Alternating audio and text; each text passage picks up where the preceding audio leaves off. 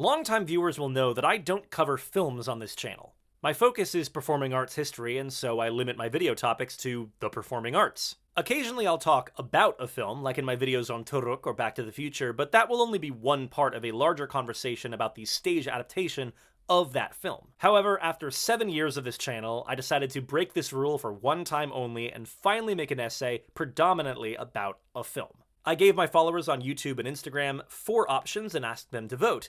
And let me tell you, I really thought Annie would win. They're singing happy birthday, you just want to lay down and cry. To be clear, thrilled to make this video, just really didn't think this would be the pick. Tick Tick Boom is, technically speaking, the title of 3 different works of art. First off, it was an autobiographical solo show performed by aspiring composer Jonathan Larson with a backing band, debuting in 1991. They're singing happy birthday, you just want to lay down and cry. It's also the title of a 2001 off-Broadway musical, adapted by playwright David Auburn, converting Larson's original material into a 3-person rock musical. They're singing happy birthday, just wish you could run away. And, most centrally to this video, Tick Tick Boom is a 2021 film produced by Julie O, directed by Lin-Manuel Miranda, written by Stephen Levinson, and distributed by Netflix. Can you be optimistic? You're no longer the ingenue. A thing to know up front, the film is not an adaptation of the 2001 musical, but a reworking of the material from the ground up. Miranda and Levinson took these songs from the 1991 solo show, some of the structure from the 2001 musical, and some biographical information straight from Larson's real life. We're sort of seeing that solo show as the skeleton of our story. That's really at the heart of the film. And then around it, you're seeing the actual events that he's describing play out. As Lin was saying, we are able to recreate his life in such incredible detail. And so to get those details from his friends and family there was certainly a burden of it, of feeling like we better get this right, but they made it feel like a real joy to get to bring that back to life. The resulting film is much more of a Jonathan Larson biopic than either of the earlier works, most notably in how it places the story in the larger context of his life, namely the community that surrounded him, his impossible self-certainty as a writer, and the eerie prescience of Larson dying at 35 just 5 years after writing a song about feeling like he was running out of time. All this to say, these 3 pieces, 1991, 2001, and 2021, are not merely versions of the same material. They make structural changes in service of different messages. And, much like my essay on the Wild Party musicals, my goal here is not to try to claim one of the 3 as the objective best treatment of this material. You can like whichever one you like. That said, unlike the Wild Party essay, I will openly admit that, of the 2 I can actually watch, I personally like the 2001 musical much more than I like the 2021 movie. And that preference all stems from one core issue I have with the film, one that overwhelms everything else about it. The decision to expand Tick Tick Boom into a Jonathan Larson biopic kind of kills the entire moral of the show.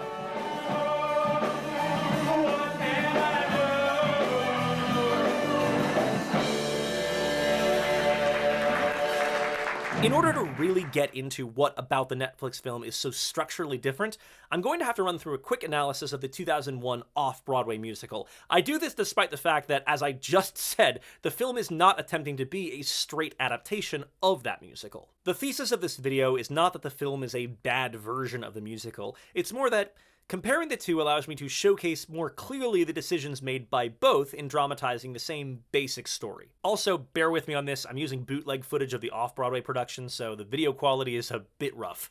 Also, obviously, spoilers ahead. The original Tick Tick Boom is the story of John, an aspiring songwriter living in the boho neighborhood of Manhattan. I'm a composer. Sorry, a promising young composer. I have been promising for so long, I'm afraid I'm trying to break the fucking promise. He has a former roommate, Michael, who recently abandoned his dream of being a working actor for the stability and wealth of a job in marketing. John also has a girlfriend, Susan, a dancer who is beginning to press John on committing to a future together. As the story begins, John is just days away from the workshop of his musical Superbia, which he sees as his final shot to achieve fame before his 30th birthday. We're putting the show on its feet before an audience for the first time, and I'm all hope and apprehension. If it gets enough buzz, it might be produced. If produced, it might be a hit. If it is, I won't have to take the marketing job, and I can buy the BMW anyway.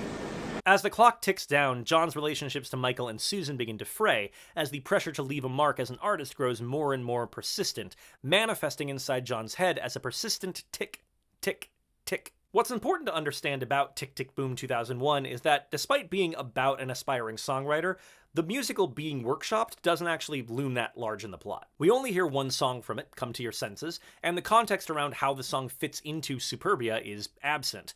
The audience learns nothing about Superbia's plot or about the workshop process itself. We only hear John speak about what he hopes the impact of the show will be. Maybe this is it. Maybe I have written a show that will reinvent musicals for our generation. You know, the hair of the 90s? The cultural lightning rod that will energize the 20-something generation.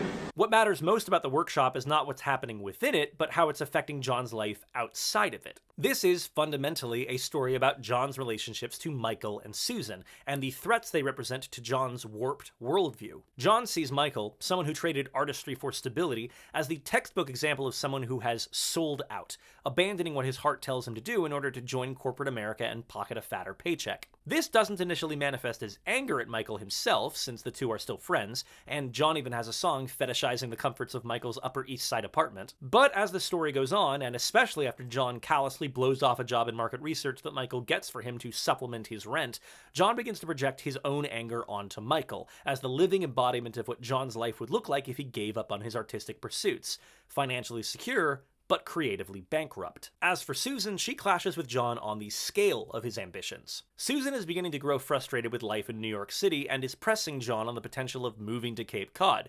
While John shares her concerns about New York, he insists on staying due to his unshakable desire for artistic greatness. If I want to write shows, I have to be here. If you want to be a dancer... I am a dancer. I'd still be a dancer if I lived in New England, where they have a dishwasher.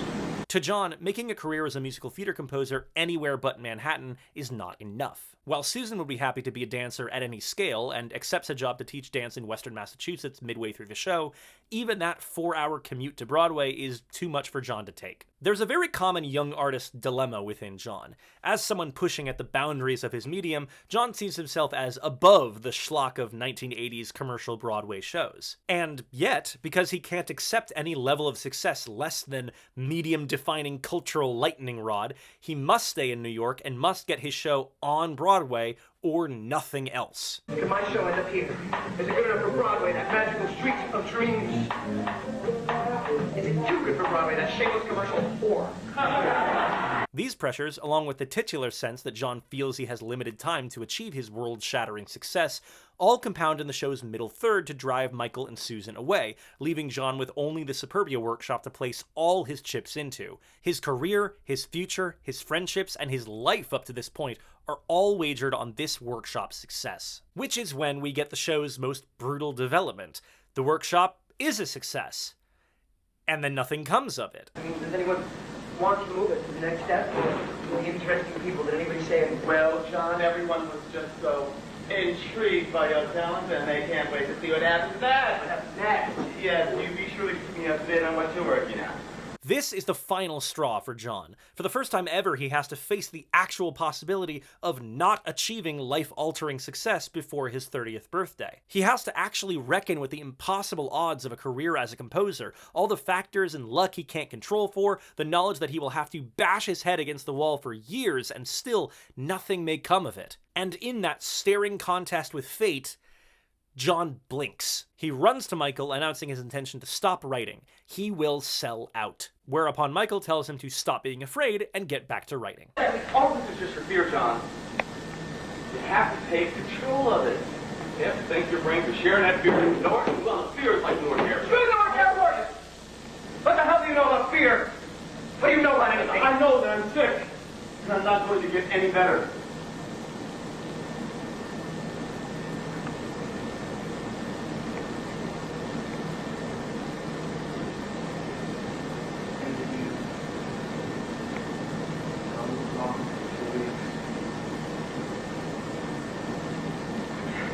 I wanted to tell you earlier.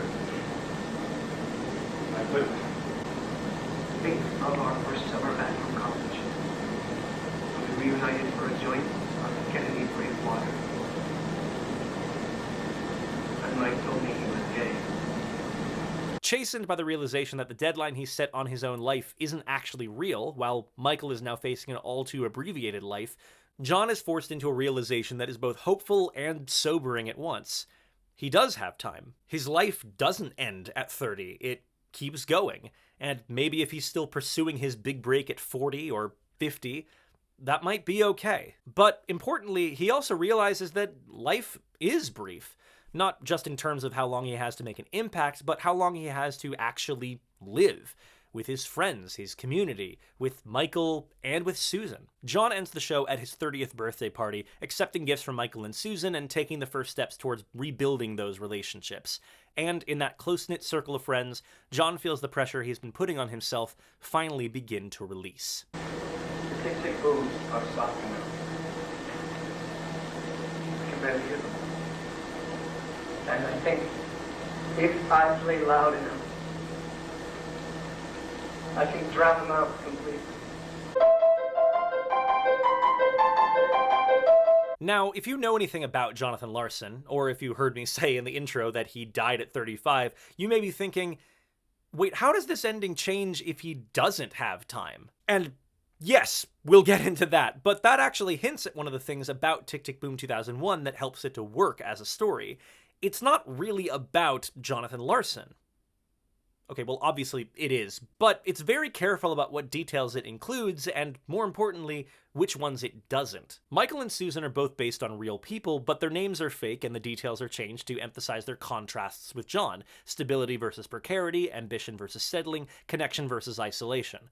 Superbia was a real show Larson wrote, but as said, nothing about its content is mentioned. The theater hosting the workshop isn't named, John's day job and financial precarity is only discussed in passing, earlier struggles at writing Superbia are only hinted at, and most notably, the name Larson doesn't appear in the script at all except on the title page. In short, what David Auburn did in adapting Tick, Tick, Boom was to turn Larson's autobiographical show into a fictional narrative, rooted in reality, but not a one-to-one biomusical. He also gave the show a shape and polish that it never had during its time as a solo show. Tick, Tick, Boom, which was also titled Boho Days for a time, was the show that Larson wrote after development on Superbia stalled, and he needed a show that was small and easy to put up anywhere. It was improvisational and loose, with no clear plans for it to become anything other than a bridge between Superbia and whatever came next.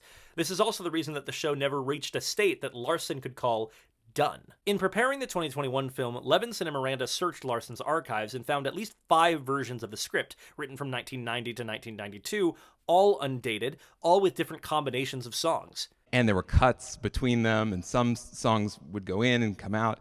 And then it was just the fun work of us, like, getting to excavate those drafts and pull out what we thought seemed right for the film and lose what didn't seem right. But more than just different songs, the scripts also varied in how autobiographical they were. Even during his life, Larson was choosing what details to include or omit to give his struggles a narrative shape, as all writers do. There was no sort of official script or final script, authorized script. So what we were doing is trying to find every version that we could, every iteration that he had done. Over the years, the show kind of bounced around between being super autobiographical and very overtly autobiographical, and then being much more fictionalized and much more sort of about John, an everyman composer. But again, he never finished it. He never finalized what the story of his own life was.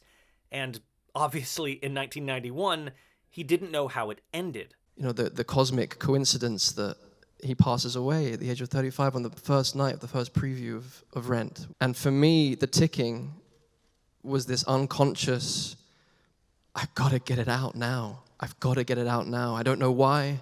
Tick, Tick, Boom is haunted by the details of its author's life in a way that few other works of art are. It's a portrait of a man who felt his own time was running out, which could be read as a universal anxiety of a young artist, were it not borne out by reality as a real and present threat. It's about an artist worried that he won't be able to make an impact on the medium of musical theater, written by the author of arguably the most culturally significant musical of the 1990s. Reading over Larson's work with this additional context front of mind, it can almost feel like he had some sort of clairvoyance, some foreknowledge about his own death. And listening to Miranda and Levinson, there are times when they appear to presume that Larson really did have some kind of arcane anticipation of dying young. there's too much prescience in the writing of this show, that he's singing so much about the fear of turning 30. And on what cellular level does he know that he's not going to reach 40? Even if it's in his unconscious mind, he understands that he's got to get as much writing done as possible, because in his body somewhere, he knows something the rest of us don't. Now, do I buy this? No. The parallels between the fears stated in Tick, Tick, Boom and Larson's own end are uncanny for sure, but as mentioned before, the fear of dying before you've achieved your goals is a common enough thought among young artists. I don't think Larson could see the future as much as he could simply feel the ticking clock, the countdown to becoming an artist instead of a young artist, and use that as motivation to get his writing done. John's tragic flaw in the show is his willingness to throw away everything he has now for a shot at success in the future, and having done so, and having seen that sacrifice not pay off, he's forced into viewing his life not as preamble for his inevitable success, but as a present he is living through, a time that is fleeting and fragile, a life that will go by if he doesn't choose to live it now. He's not giving up his dream of being a Broadway composer, but he's accepting that the future is not worth sacrificing the present for. I would posit that this is why Tick, Tick, Boom 2001 applies a kind of strategic ambiguity to Larson's biography. Adding the concrete date of John dies 6 years after the show ends would only validate the ticking in John's head. By separating John from Larson, the script allows us to see the protagonist as he saw himself in 1990. Maybe he'll die young, maybe he'll revolutionize musical theater, or maybe he'll move to Cape Cod with Susan. John doesn't know, and accordingly, neither do we. But he's no longer thinking that crossing the barrier into 30 means his life is a failure. He's recognizing that, although his time is limited, he can't know how long he has left, so he'll have to live in the present. As Larson would later write, he learns that there is no day but today. It's a prescient, sobering moral, made all the more poignant by knowing how much time Larson really had left. It's also not the message that Lin-Manuel Miranda took from the show when he watched it for the first time as a senior theater student at Wesleyan. You know, I don't know what anyone else experienced at that show. For me, it was like, hi, Lynn, in the 10th row. It's Jonathan Larson. This is going to be a lot harder than you think. And that pretty girl sitting next to you is not going to be your girlfriend anymore. And all your friends who are studying to be filmmakers, theater makers, they're all going to get real jobs. And it's just going to be you banging your head against your childhood dream, and the world might not notice while you're alive that you're making this stuff. Do you still want to do this? Oh boy, that is not the message of the show. Before I deep dive into Tick, Tick, Boom 2021, lol, dive, I should clarify again that this is not me attempting to ruin the movie for people or claim that it's poorly crafted. For a debut feature, for an adaptation from unfinished material, it's a competently made film. I like the actors across the board, I love the production design, it does some lovely things with musical numbers. I'm not even bothered by the avalanche of theater cameos, except in one specific moment I'll get to later. If you like this movie as a movie, I do not want this video to take that away. With that said, the adjustments made to the story, both small and large, don't just upend the moral of the off-Broadway musical, they actively communicate the opposite message as Tick, Tick, Boom 2001. And I think it's worth really digging into how that happened. As mentioned, Auburn was very careful about which biographical details from Larson's life made it into the script of the musical in order to present John as an everyman. Miranda and Levinson, by contrast, are trying to make a Jonathan Larson biopic, and so go to great lengths to include as much historical context as they can, including attention to details that only film can capture. We had this amazing video that Jonathan himself shot because he was scared there would be an electrical fire and like it would burn up his stuff. But as a result, we have this like incredibly detailed video of every book on every shelf and every cassette, and that's what you see in the movie. In particular, the film includes much more of Superbia, adding the song Sextet in full and a brief section of LCD Readout. There are new scenes set in the workshop and more drama around the real-life struggles that Larson faced to get a full band to play his rock score, when the company, Playwrights Horizons in the film, initially offers him only a single pianist. In fact, the show's brief scene of Larson participating in a market research focus group is framed not as a potential day job, but specifically as a way to get money that will go directly toward hiring musicians. 2 hours of this. for one extra musician. With the greater focus on the workshop comes an increased focus on Jonathan's talent as a writer. In 2001, the only song we hear from Superbia is a fairly standard musical theater ballad, and I'd argue that's the point. John spends the whole show talking about his musical as a masterwork, only for the one song we hear to leave that open to interpretation. But Sextet, a complicated, fast, 8-person harmonic juggernaut, is undeniably presented as a flex of Jonathan's writing talent, proof positive that no one is doing it like him. Yes, the workshop still leads to no offers, but not because the show is bad or bland, it's just ahead of its time. Of course, nothing cements the impression of Jonathan as a talented writer more than the praise he gets from one specific mentor. Is it really him? Stephen Sondheim. I have not mentioned Stephen Sondheim up to now because, well, he's barely in Tick, Tick, Boom 2001. He comes up exactly thrice. First, when John mentions that his work was once, quote, praised a little by Sondheim in a seminar setting.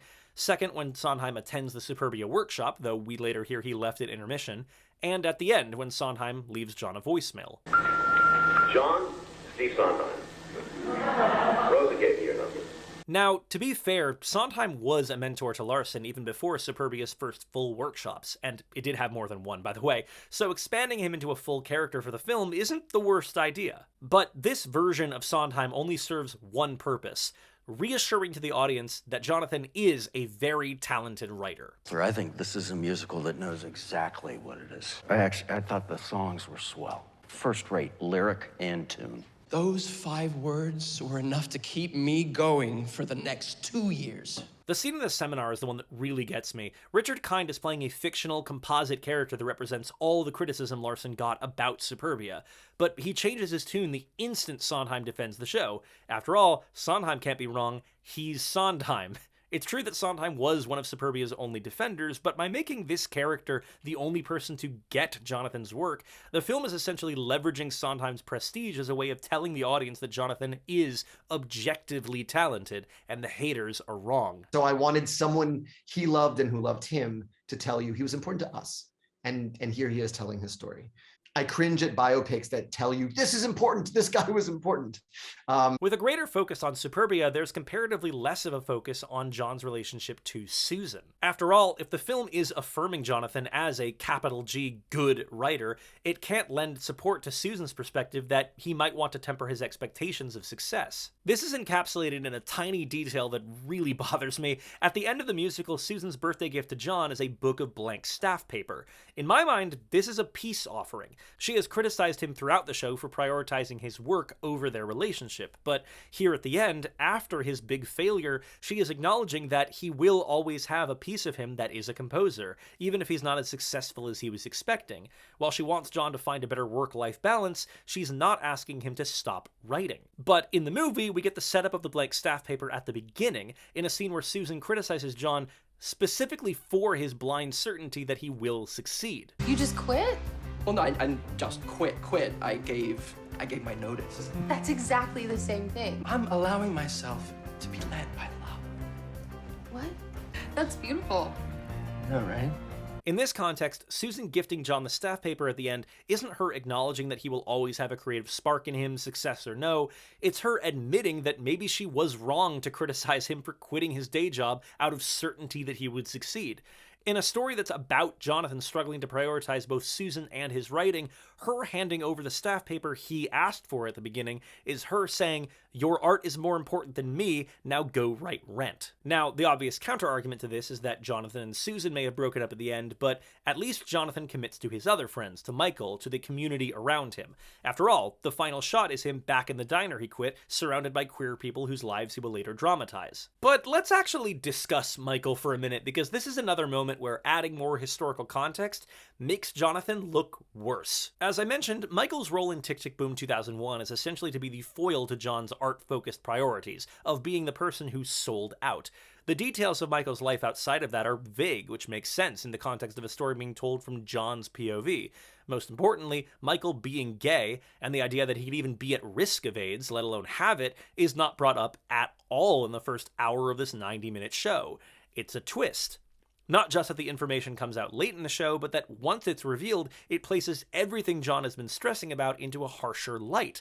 Suddenly, the whole conflict around I must succeed before I turn 30 goes up in smoke because when faced with Michael's diagnosis as somebody who might genuinely be dead within the year, the fear of having to wait until age 31 to succeed doesn't feel so existential. In the film, Michael calls out Jonathan for the privilege of not having to worry about anything grander than his art at the film's midpoint, and directly mentions that Jonathan treats his relationship with Susan like it's nothing, something Michael would give the world to be able to do. John, you're writing musicals in your living room. You're not saving the rainforest. Not all of us have the options you do. All the things that you take for granted. What? Like what? Like a life with a person you love. Do you know what I would give for that? I can't get married. I can't have kids. Half of our friends are dying. However, as angry as he is about Jonathan's blithe attitude, Michael doesn't reveal his diagnosis here. As such, the conversation doesn't make Jonathan reassess his priorities and question how he's been pushing Michael away. No, it's followed by the montage of Jonathan committing to work even harder on finishing the song he's been procrastinating on. It's not until after the Superbia workshop that we actually hear about Michael's illness, and we'll get to that scene later. So, despite Michael calling attention to how privileged a position it is for Jonathan to be prioritizing future success over present stability, John never actually loses his sense that he's running out of time, never shifts the ticking in his head from counting down his life to counting down someone else's. Is what I would say, but the film also adds the whole plot about Freddy. Freddy is a fictional server at the Moon Dance Diner, the day job where Larson famously worked. Although, in reality, he only ever worked weekends there. He's introduced at the same time as Michael, and about 15 minutes into the movie, we learn that he already has AIDS. How you feeling? It's been a really good week. T-cell count is good. My doctor feels cautiously optimistic. You look great. Oh my god, thank you. I know. Later, around the 40-minute mark, Freddy's condition worsens to the point that he's in the hospital. He woke up Saturday morning with a fever. He couldn't stop shivering. The doctor said that it was exactly where they wanted it to be. This was 4 days ago. I guess it changed.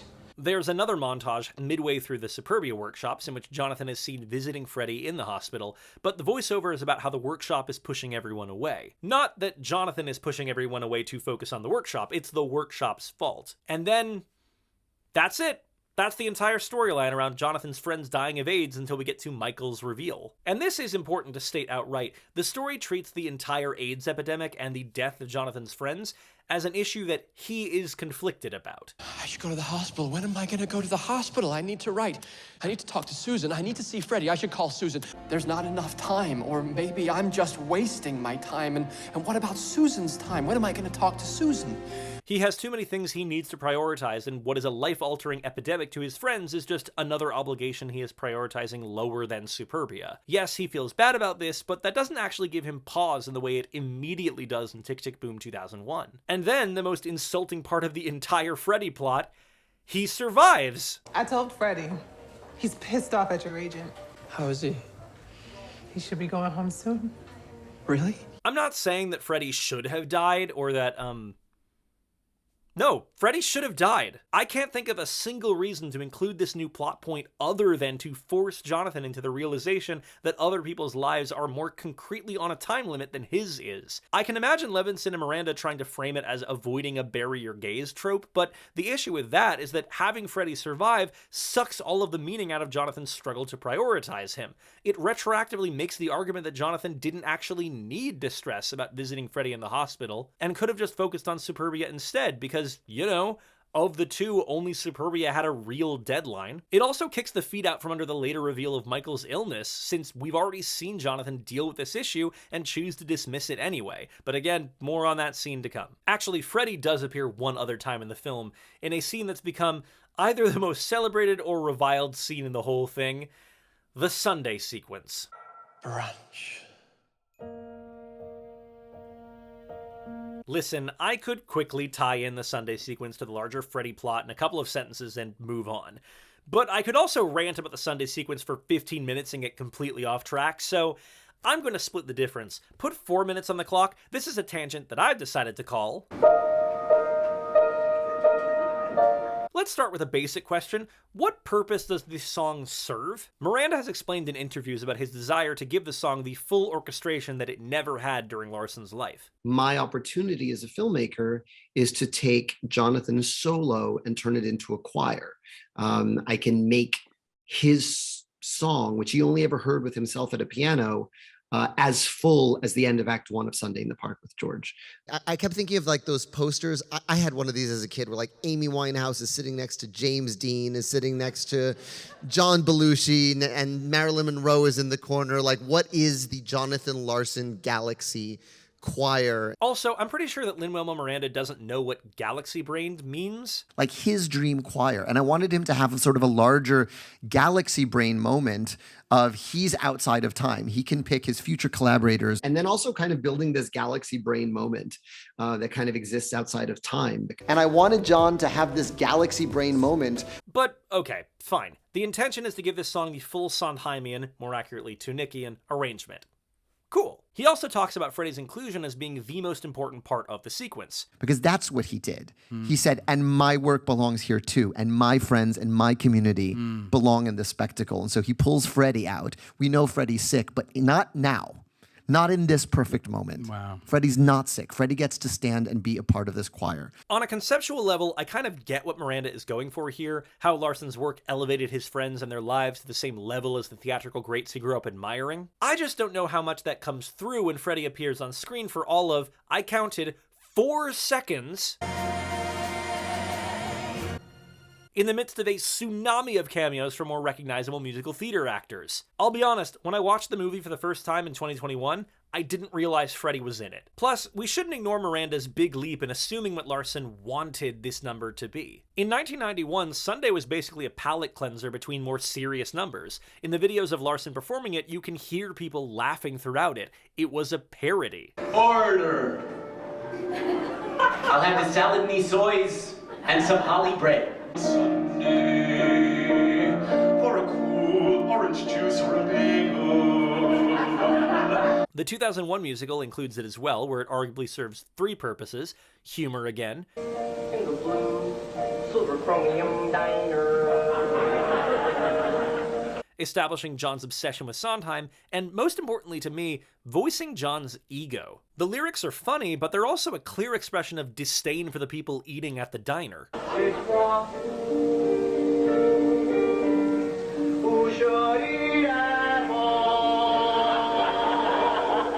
Remember, John's character development will end with him accepting that maybe he's not the person to revolutionize musical theater, maybe he's just another struggling artist. What better way to express his initial sense of entitlement, his own pretensions toward greatness, than by depicting his workplace as a jumbled mess of idiots that John believes only he can put in order. Comparatively, I have no clue what purpose the song serves in Miranda's version besides the 4 seconds of it where Freddie appears. Not to rewrite the movie, but wouldn't it have made more sense if the customers were initially no-name ensemble actors, and then they turned into the musical theater stars when the song kicked on? Like, Jonathan is surrounded by non-famous people, but he's the one who sees their stories as equivalent to Broadway lore, and then Freddie is the one who doesn't change. Wouldn't that make more sense?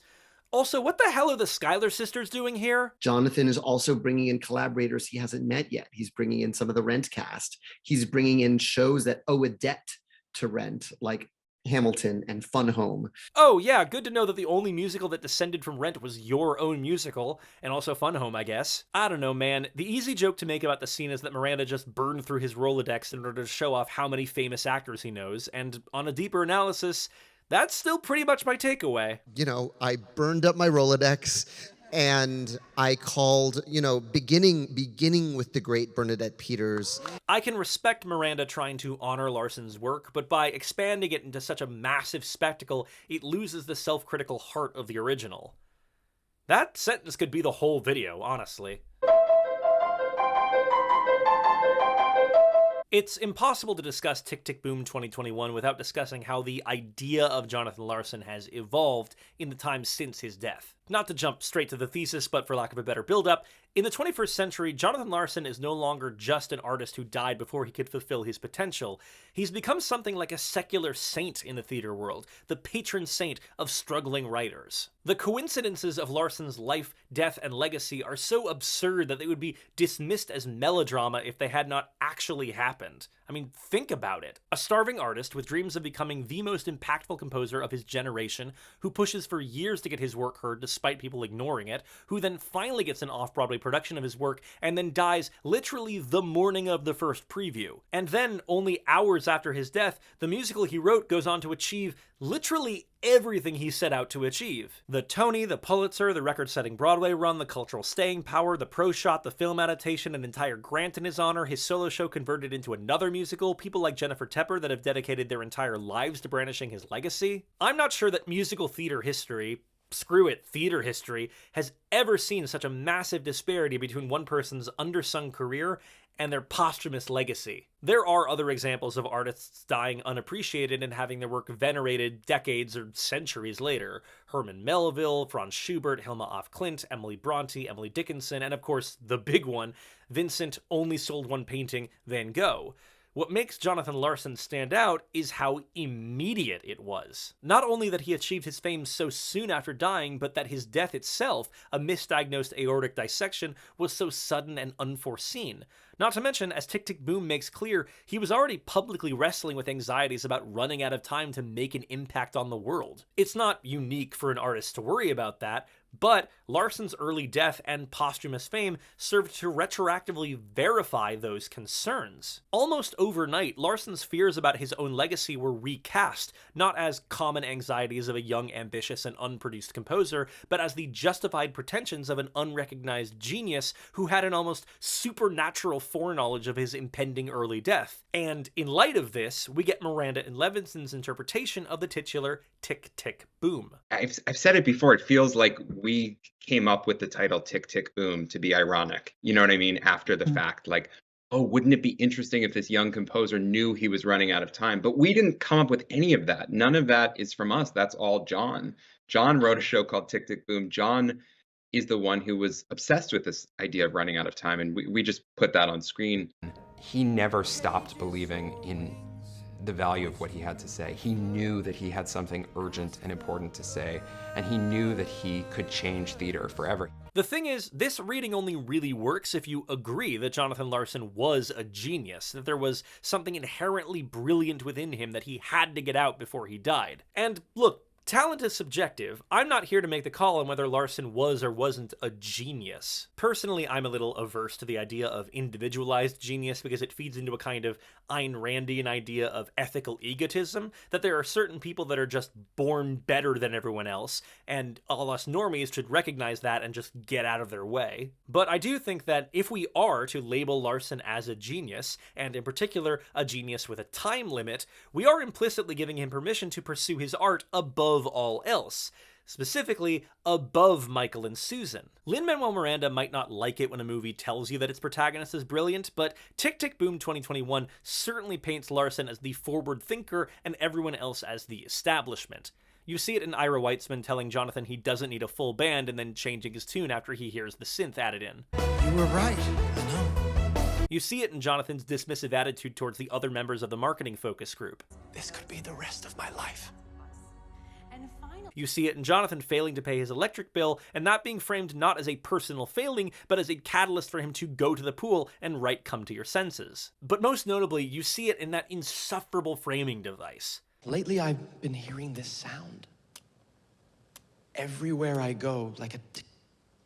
No, not that one. The film has two. See, the plot of the film proper, the workshops, the Michael and Susan plots, are taking place in 1990, but interspersed between them are clips of Jonathan performing the original Tick, Tick, Boom in 1992. Perfectly functional concept for a framing device. But there's also the voiceover that opens and closes the film, which is not Jonathan, but Susan. This is Jonathan Larson's story, before the Tony Awards, before the Pulitzer Prize. He went back to a project he'd started and put away, called Rent. It ran on Broadway for 12 years. The night before Rent's first public performance, he died. The inclusion of this frame is baffling to me from a thematic lens. Miranda and Levinson like to remind people in interviews that Tick, Tick, Boom stands out for being the story of a failure, not a success. This was about something earlier. This was about a failure. Yeah, he spent his 20s writing this musical called Superbia, and everyone basically said, it's really interesting, you're very talented, what else do you have? And I think he processed that loss and the fact that no one wanted to produce it by writing this one-man show called Tick, Tick, Boom. And Tick, Tick, Boom is the story of a failure. It's the story of a heartbreak. It's the story of Superbia, which is this musical that Jonathan worked on for 8 years that ultimately really went nowhere. It just never happened. It never came together. While that might be true for Superbia, how can it do anything but justify Jonathan's ego to end and begin the movie with, don't worry, this guy does eventually get everything he wanted. Yeah, he died before he could see it, but history did actually bear out that he was the genius he said he was. This is such a sharp contrast with John in 2001, a character whose future is still very much up in the air, and whose talent as a composer the audience doesn't really get a sense of. He could succeed or fail, but whatever future he lives, by the end, the ticking has started to die down. Let me reiterate that. In Tick, Tick, Boom 2001, the ticking in John's head, the sense that he's running out of time, is something that he needs to let go of. The Tick, Tick, Booms are softer now. I can barely hear them. And I think if I play loud enough, I can drown them out completely. But in Tick, Tick, Boom 2021, how can you make the argument that genius composer Jonathan Larson, who dies 6 years from now, needs to let go of the ticking? How can you argue that he should slow down and pay attention to his friends if that means he might not have time to write Rent? How can you end the story with him accepting his future for whatever it might be, success or failure? You can't. So the story just tells you what happens to him, and as a result, Jonathan in 2021 never has to confront his own ego in the same way John does in 2001. Because the film believes that Jonathan is right. Not about Superbia, but he's right to believe that he deserves the world's attention. The lack of people understanding his work isn't his fault, it's just society, man, too caught up with their British mega musicals and revivals of Death of a Salesman to appreciate a true artist. But don't worry, because eventually they will. Which finally brings us to the last scene between Michael and Jonathan. After the Superbia workshop, John runs to Michael's office with the intention to give up his quixotic career as a composer and settle for the stability of a desk job. In both 2001 and 2021, Michael talks John down from this, initially by countering that the writing is good, but eventually by arguing that Jonathan isn't running out of time, as he always claims, ending in the reveal of Michael's illness. But the differences in how that actually goes down are tiny, pernicious, and make the scenes into complete contrasts. In 2021, Jonathan's first argument against writing is that Broadway doesn't want innovation, it wants slop. 5 more years of writing things that no one will ever see, while Broadway just churns out mega musicals without a hint of even the slightest thing original. In response to this, Michael pushes back by contrasting Jonathan with himself. I was a mediocre actor. Do you know how many mediocre actors there are in New York City? Do you know how many Jonathan Larsons there are? 1. Jonathan then cites his made-up 30th birthday deadline to Michael's dismissal. I turned 30 in 2 days. And Stephen Sondheim was 27 when he had his first show on Broadway. We then finally get the reveal. Jonathan isn't really running out of time, but Michael is. You are not running out of time. You don't know anything about it. I'm HIV positive. What's important to recognize here is the actual problem Jonathan is trying to solve. It's not that Superbia isn't good or that people didn't like it. That problem is external, of Broadway not supporting him the way that he wants to be supported. The actual conflict inside Jonathan is merely endurance. After 8 years of writing this show, he can't stomach waiting any longer to succeed. Michael bringing up his illness is a way of calling out Jonathan's privilege, namely that Jonathan can only give up his future because he has a future to give up. Michael, by contrast, must enjoy life while he can because he doesn't have much left. And on top of this, Michael's other reason for Jonathan to keep writing is because, unlike Michael himself, Jonathan isn't just some writer, he's a genius. Compare this with the same scene in 2001. John's first argument is that he tried as hard as he could, and he's now accepting that he's not good enough. I think I gave it an honest try with all the talent that I've got. It's time to take a hard look at my situation. Not be egotistical, not be deluded. Just admit it. It's time to move on. He cites Susan's argument that settling down isn't the worst option since he can always come back to writing later. The thing is, I can always go back. I want. When I'm older, when I'm smarter, when I've figured out a little more clearly what it is I want to do. Michael initially responds positively to this before turning on John and telling him that one failed workshop doesn't have to mean the end of his career. It's a workshop. You keep working on it and developing it, it starts something else. John's counter-argument cuts directly at Michael himself, finally calling him a sellout to his face. I don't want to sell out. You said it. Michael says this is merely John's fear talking, and John explodes. Fear's like more here. What the hell do you know about fear? What do you know about anything? I know that I'm sick, and I'm not going to get any better.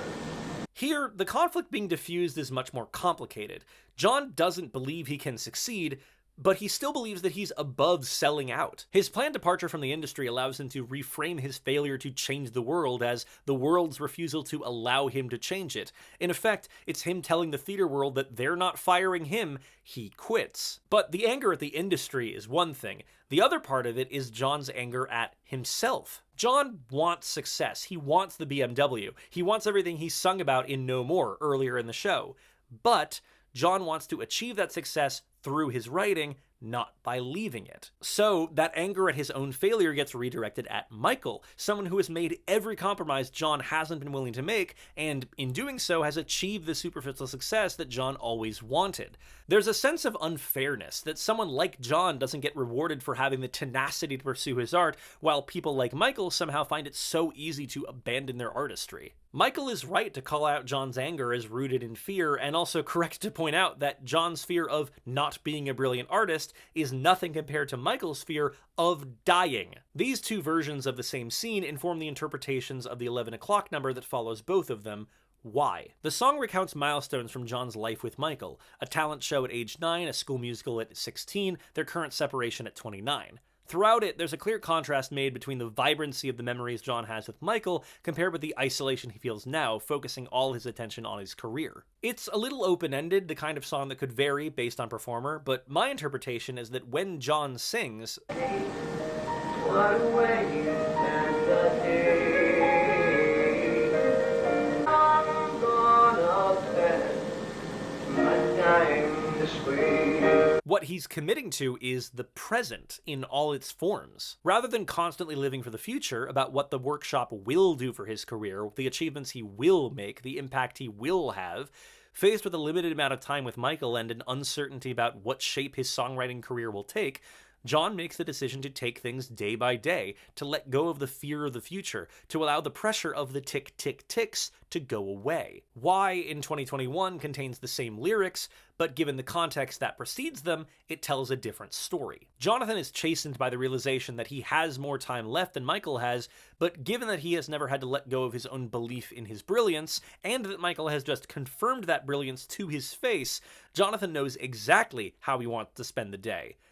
The same way he always did. And now that he understands that not everyone gets to spend their time writing, he's going to relish all the opportunities he has to do it. What a way to spend a day.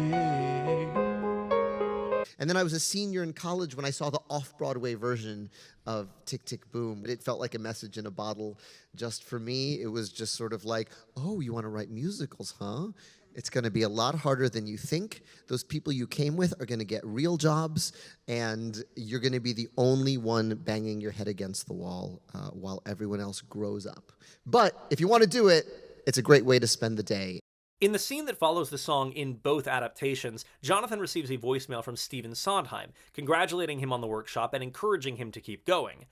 But the context in which he receives the call is tellingly different. In 2001, John is at his 30th birthday, having just reconnected with Michael and having at least begun something of a reconciliation with Susan. She's still leaving for Northampton, it's open-ended whether the relationship is continuing long distance, but they're at least cordial. When the phone rings, John, who was previously sweating over the phone waiting for offers from producers, chooses his friends over the future, and then learns that it's not a binary choice. Let the machine pick up. John, Steve Sondheim. Rosa gave me your number. In 2021, the call comes in while Jonathan is laying out the notes that he's been writing throughout the movie, literally already working on his next musical. When the phone rings, he doesn't pick it up since he's too engrossed in his work. Besides, he's let go of other people's expectations. He's not worrying about getting to Broadway by 30, that'll happen when it happens. For now, he's alone in his apartment, working on his art, which he knows is brilliant, and trusting that other people will too.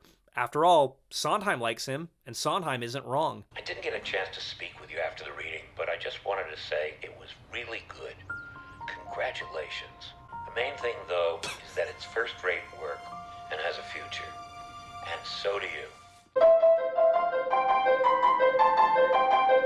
I don't think that Lin-Manuel Miranda is naive enough to believe that success is the inevitable result of hard work, but I do believe that he fully buys into the American dream idea that if you work really hard, you can succeed. Jonathan's problem in Miranda's eyes is not that he's isolating himself by working too hard, but that he nearly allows the failure of Superbia to stop him from trying harder. That's the core difference between the two works. Tick, Tick, Boom 2001 argues that the pursuit of artistic greatness is not worth the cost of cutting yourself off from the rest of the world.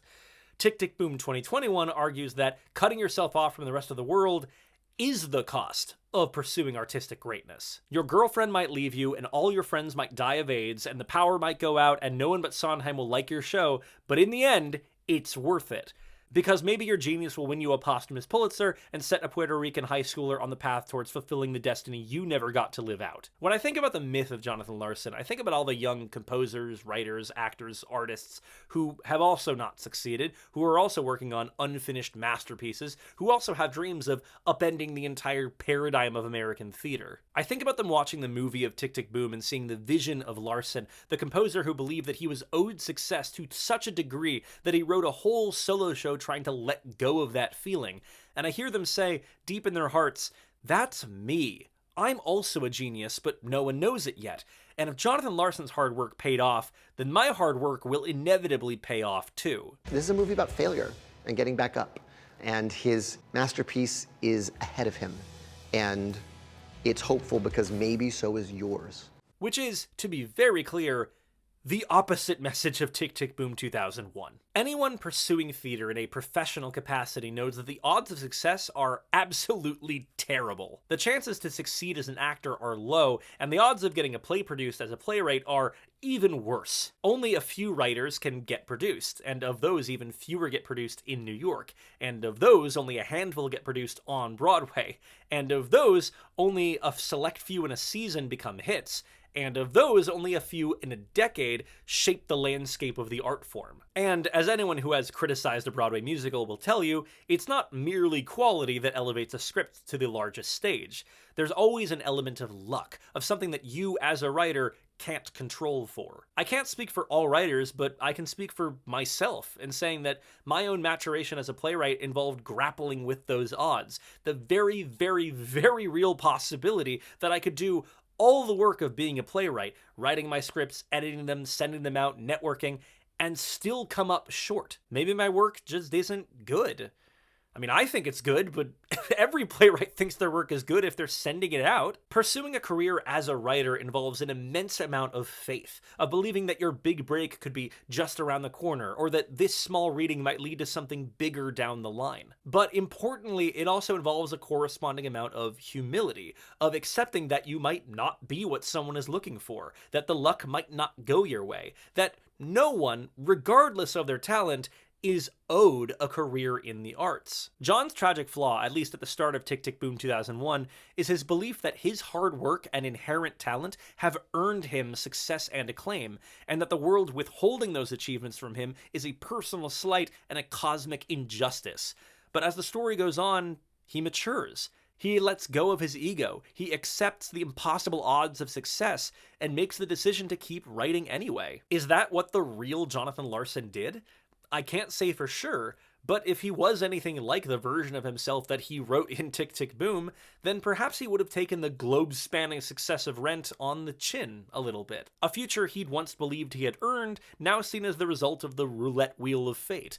He'd be happy, but he'd no longer see it as inevitable. After all, as a hypothetical, imagine if he'd actually gotten the success that he wanted before he turned 30. If your career launches so early and so astronomically that you never have to face down real failure, how might that warp your worldview?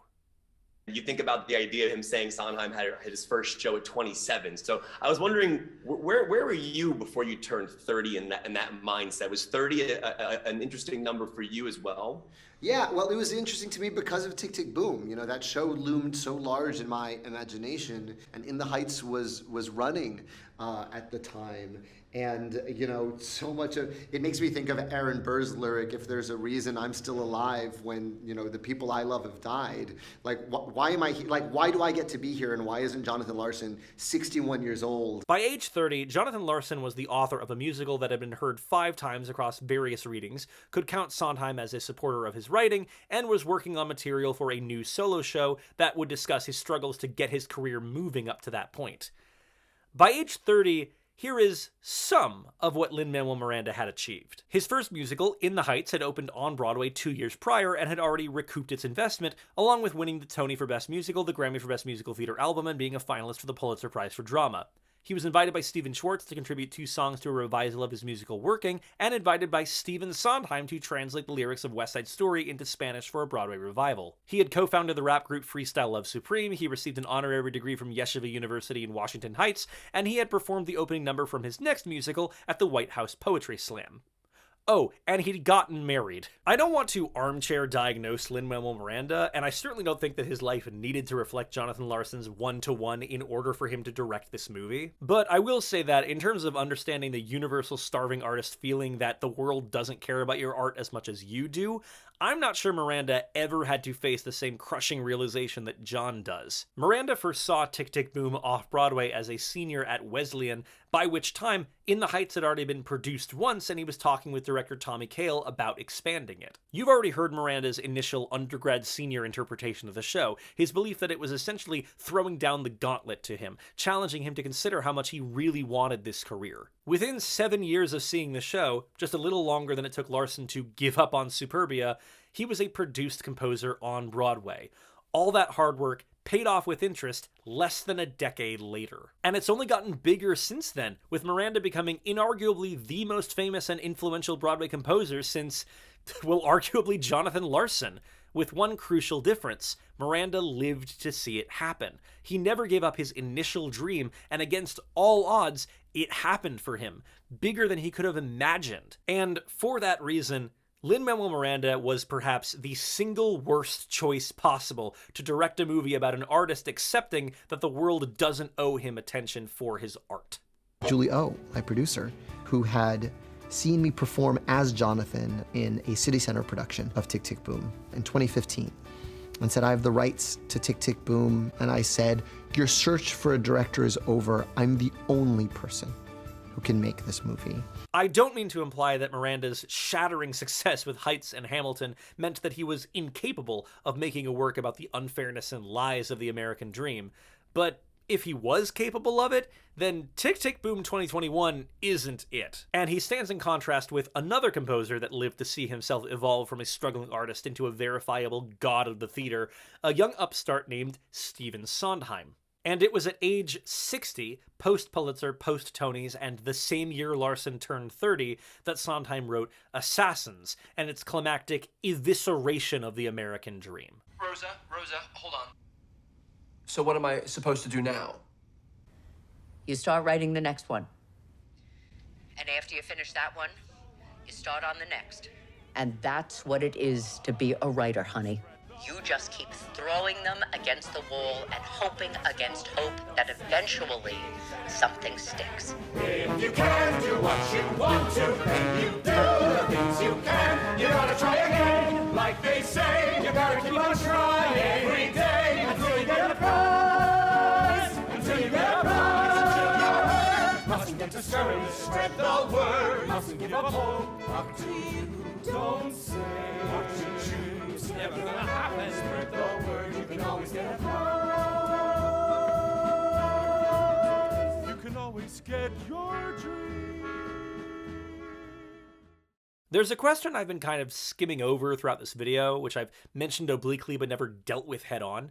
But we're in the final section of this video, so it's worth asking, what did Jonathan Larson want Tick, Tick, Boom to be about? As mentioned, the original solo show in 1991 was left unfinished at the time of his death, with various scripts to comb through for answers. But those individual scripts were finished at the time of their performances. Larson must have been trying to communicate something with Tick, Tick, Boom, some central question about himself and his career. So, what was it? I haven't read Larson's original drafts, like most people haven't, so I don't really know. There's video footage of him performing some of the songs, but only snippets of the original dialogue that connected them. It's tempting to look to Tick, Tick, Boom 2001 as being the version closest to Larson's original intentions, but we can't know that for sure. David Auburn was only credited as script consultant, but we know that he, orchestrator Stephen Aramis, and director Scott Schwartz gave the show a shape and focus it never had under Larson. Precisely what they changed is unclear, and whether they added in the morals around ego and living in the present is unknown to me.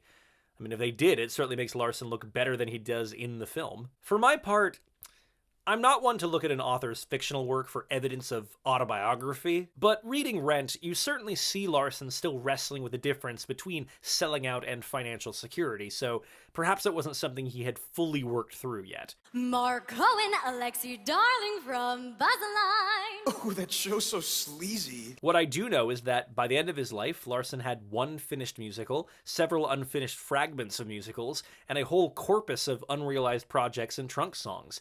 But what he also had was a circle of friends and artists who supported him and his work. Tick, Tick, Boom 2021 goes out of its way to showcase the community Jonathan cultivated, and much of the biographical information about him that we know because people knew him and remembered him. We got to talk to so many friends of John's, and what came across really was this person certainly who was amazingly driven and amazingly passionate, and also sort of furious that his work wasn't getting done the way he felt like it deserved. But also this person who was this amazing friend and had this amazing generosity and had this huge sense of extravagance and occasion. This is a metatextual element of Tick, Tick, Boom that isn't as prominent, but it's an important one. Posthumous success isn't guaranteed by being a genius, no more so than success during one's lifetime. What's really necessary for someone's work to be venerated after their death is, someone to do the venerating. Look at the list I mentioned beforehand. Hilma af Klint died unknown, but we know her today because of the tireless advocacy of her son, Eric af Klint, and the art historian Oke Font, who worked to uphold Hilma's place in the canon of abstract painting. Emily Bronte died 1 year after Wuthering Heights was published, but the work was championed by her sister Charlotte, and slowly built up a following among authors who were inspired by it. Most famously, Vincent van Gogh may have only sold one painting, but his close relationship to his brother Theo allowed him the financial freedom to focus on his work, and after his death, his sister-in-law, Theo's wife Johanna, translated and published the brothers' letters and actively advocated for Van Gogh's reputation. Larson dying with Rent already in off-Broadway previews gave him a step up, and the New York Theatre Workshop's decision to transfer the show to Broadway was certainly a major boost in building his legacy.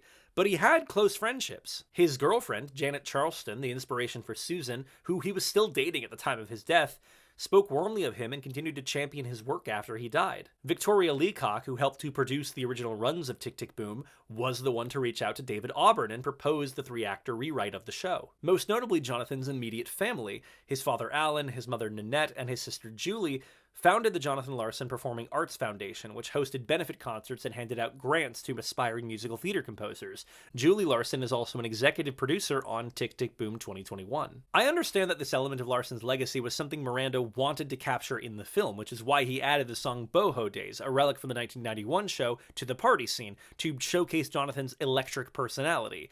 That said, making Jonathan's community more prominent in the story means the film can't end with him realizing that he needs to prioritize him, since, he's already doing that. So the film goes for the route of having Larson doubt his own endurance, but then rally to get the rest of his work finished. It's perhaps a more true-to-life motivation for Larson, but in a film that begins by stating that everything you're about to see is true, except for the parts Jonathan made up. I'm not sure that fidelity to the historical record is the best defense. Not when, as I've already described, I find the moral of the 2001 musical to be less likely to breed a generation of young artists who believe that they are owed success now in case they die young. I suppose when I lay all this out, the thing about Tick, Tick, Boom 2001 that I appreciate the most is that it contains less of Jonathan Larson himself. And I suppose, in a strange way, that makes it a more faithful reflection of Larson's life than Tick, Tick, Boom 2021. Because, yes, Miranda's film may have meticulously recreated Larson's apartment and unearthed more of his music and given him the galaxy-brained choir of his dreams, all from a very genuine desire to honor a lost titan in the history of musical theater. But that's not who Tick, Tick, Boom is about. Not really. Not as Larson wrote it. Tick, Tick, Boom isn't a piece about Jonathan Larson, genius creator of Rent and clairvoyant predictor of his own mortality. Tick, Tick, Boom is a piece about a guy named John who can't get his show produced. Jonathan Larson may have been a brilliant writer and was certainly taken from us before his time, but those qualities aren't what make a life or a career. What we should remember about Larson is that when he died, there were dozens, maybe hundreds of people who said, we need other people to know what this guy was doing. John, the protagonist of Tick, Tick, Boom 2001, may not live to see his afterlife, but he ends the show sowing the seeds that will actually grant him one. Not the lyrics on the page, but the memories in people's hearts. Or, to phrase the moral of the story in the way that Larson himself did, actions speak louder than words.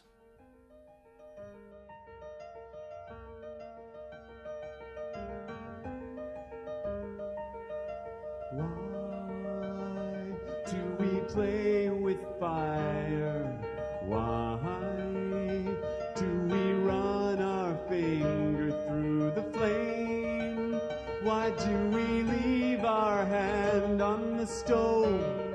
Although we know we're in for some pain.